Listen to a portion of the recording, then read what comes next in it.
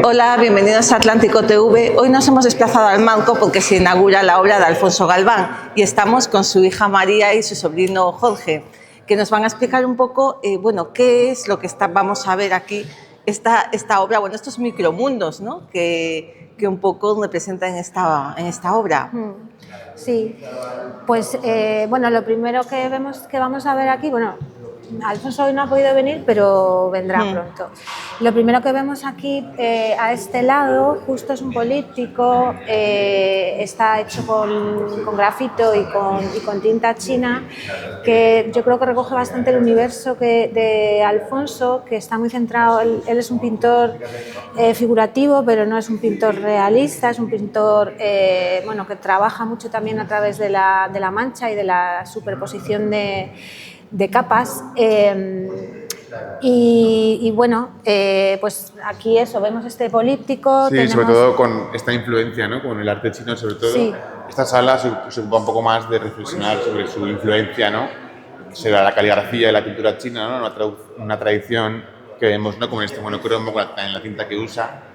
Y bueno, su gran interés, ¿no? Que veremos más adelante en la exposición, como de hecho ha traducido y ha ilustrado lo que es el Tao Te Ching, ¿no? El libro. Entonces, se ve un poco toda esta influencia aquí. Llama mucho la atención ese realismo que tiene, pero al mismo tiempo fantástico, ¿no? Claro. Es una fantasía, es un realismo como muy personal, muy mental. Es que por eso Alfonso es un pintor que es difícil de clasificar, porque realmente no, aunque lo que estamos viendo se asemeja mucho a la realidad, no es realismo, porque no, claro, sus paisajes realmente salen de su imaginación, son inventados, ¿no? Entonces, por eso tiene todo ese punto como onírico, ¿no? y casi de fantasía. Sí. Impacta además las grandes dimensiones de las obras. Esta, por ejemplo.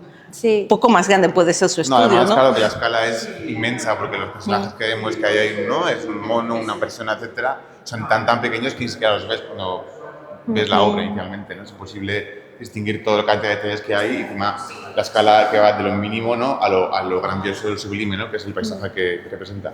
Sí. Utiliza tanto el blanco y negro como el color, sí, pero el color es como un color irreal, ¿no? Sí.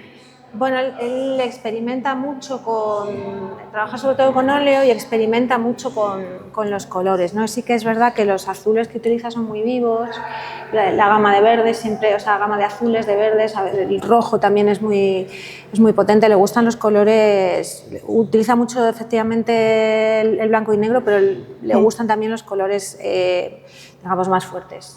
Sí. Y esa realidad que retrata tan fantástica, ¿qué es? ¿Onírica? ¿Son de sueños? ¿Son de fantasía? ¿Dónde sale? O sea, es más bien, no de sueños como tal, sino es más bien una suerte de ficción, ¿no? De personajes que siempre vienen de lo que es la mitología, de ciertas tradiciones, ¿no? mitológicas, o personajes, ¿no? fantásticos que ya puede tener en su cabeza y que realmente vienen todo de la naturaleza, ¿no? Es como estas bestias que son inicialmente un gorila, un cocodrilo, que luego se pueden transformar en otras criaturas que son muy distintas y todo ese ambiente que crea, ¿no? Que es lo más fantástico que tiene su trabajo, que es ambiente irreal, podríamos decir. De hecho, tenemos ahí un retrato, voy a decir un retrato del gorila, porque aunque es bestia, muy bestia, es un animal, pero tiene como un alma humana, ¿no? Sí. Sí, realmente ahora lo vamos a ver, la mirada es un poco la mirada de Alfonso, ¿no? Y él se pone, hay varios cuadros con gorilas que veremos en la exposición, y él se pone un poco se autorretrata de alguna manera, aunque no es un autorretrato, pero se pone en la piel de ese gorila. Sí, no, su obra se podría considerar bastante animalista, ¿no? Porque al final, al representar estos animales en este formato, en esta escala sobre todo, con esas miradas, esos detalles, realmente te hace un poco identificar, ¿no? con estos animales que, por ejemplo, más adelante veremos cómo están sufriendo en algunos de sus cuadros, ¿no? Y él como que representa con esa empatía tan grande que tiene hacia lo natural, ese sufrimiento, ¿no? de los animales. Hablábamos de esa dualidad, de fantasía y realidad.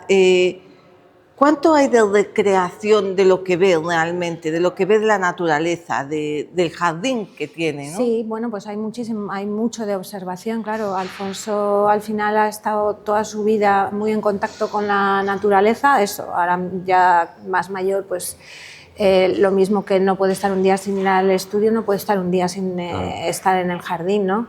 Y él es una persona muy observadora, sí, muy observador y yo creo que de ahí le viene toda esa riqueza que tiene su obra. Sí. Porque también hablaban de la anécdota de que aprendió chino por la necesidad de reproducir Sí. la grafía china. ¿Necesita conocer tanto lo que representa? Bueno, no sé, yo creo que al final es una suerte de inmersión un poco, ¿no? En estos paisajes, ¿no? Diferentes iconografías, digamos, de la cultura y el arte chino, entonces por eso él tenía esa necesidad de adentrarse más, ¿no? en el lenguaje, ¿no? Y en Sí. la forma de comunicarse también, ¿no? Y de Sí. cultura, digamos. Porque sí que él es un gran intelectual y ha estado toda su vida leyendo el Tao Te Ching y muchos libros de filosofía oriental de una manera muy profunda, o sea, desde el estudio. Y yo creo que le faltaba Claro. esa parte del lenguaje. Aquí estamos viendo unos cuadros que son realmente Sí, sí. muy Es lo que yo místicos, decía muy de- tenebristas incluso, ¿no? Sí, sí, Sí. yo es lo que decía de ese sufrimiento que se puede ver, que al final la perspectiva además que tomamos los espectadores desde el animal, ¿no? Las personas que están representadas casi no tienen casi ni facciones, en cambio los animales se representan con mucho más detalle, ¿no? Y con este grado casi, con este ¿no? esfuerzo que vemos que nos llega al sufrimiento de una forma mucho más... Dios mío, aquí hay literal. simbolismo con el crucificado y Claro. todo. Es tremendo. Bueno, y también, o sea, en contraposición a esto tenemos, bueno, pues un mundo De de naturaleza. naturaleza. Sí. Sí, aquí también tenemos animales, pero también tenemos escultura además. Y bueno, antes decía María que de hecho los animales que tuvieron en la infancia están ahí representados, de Sí, hecho. en ese cuadro En ese está. cuadro, o sea que también vemos como esa observación, ¿no? Y esta inspiración en lo natural inmediato, más allá, ¿no? De esa fantasía que también... Sí, y reproduce. se pueden reconocer, bueno, en todos, ¿no? Pero en este en concreto se pueden reconocer a lo mejor rincones determinados del jardín o plantas concretas, ¿no? Así como los animales. Claro. Bueno, ¿qué imagen, ahora para acabar, os voy a preguntar, qué imagen tú como hija tienes de Alfonso Galván? O sea, la primera imagen que te viene a la cabeza. Me emociona un poco. Es que no, pues me lo imagino con las gafas así un poco caídas, pintando con un pincel milimétrico diminuto en una hoja de papel en la mesa de su estudio. O sea, ¿Y tú, Jorge? Yo, pues, no sé, también mucha tranquilidad, ¿no? Mucha paz. Sí. Como estas obras, ¿no? Reflejan como una serenidad, como él, ¿no? Como incluso su propia personalidad, ¿no? Sí. También. Y este mundo onírico, ¿no? Que te transporta a otros lugares en los que siempre hay como una suerte de calma, aunque haya mucha tragedia, también siempre hay como una suerte de serenidad, ¿no? Que se puede ver. Entonces el visitante del marco encontrará aquí a Alfonso Galván, ¿no? Sí. Sí, sí. Sí, a ver, en un par de semanas que creo que está por aquí. Sí. Muchas gracias. Gracias. Muchas gracias.